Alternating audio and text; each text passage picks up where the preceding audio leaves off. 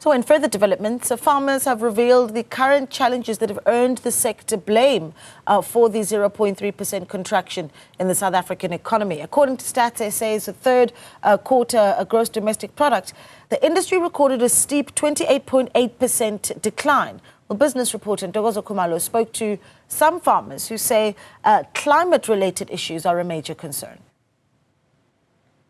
For instance, energy, things like infrastructure, for instance, because we have actually been struggling with infrastructure in South Africa, things like your port, railways, as well as roads in the farming towns, for instance. But also one of the issues, for instance, that I would really want to also indicate, that, sometimes if you do not have a correct, if you like, diagnosis of an illness, the prognosis may also be incorrect as well.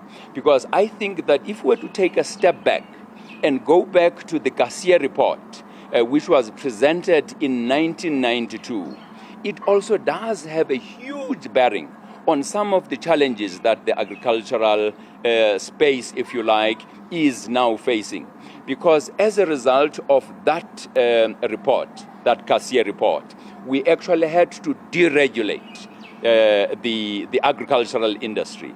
And that deregulation meant, for instance, that things like subsidies in the agricultural sector would actually disappear, even though, the erstwhile white commercial farmers benefited from that. And there are things such as, for instance, the land bank, which is still there, established in 1912, which was supplemented or complemented by the credit boards that were there, or the credit council.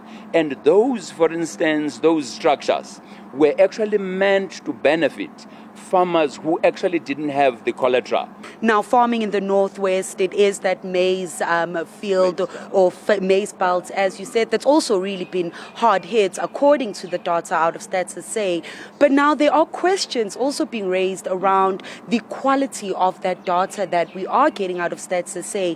How does that then affect the industry being able to really deal with these issues and these headwinds? You are 100%, Ntokozo. I think that there are lots of people who are really questioning the quality of data that is coming out of Stats SA.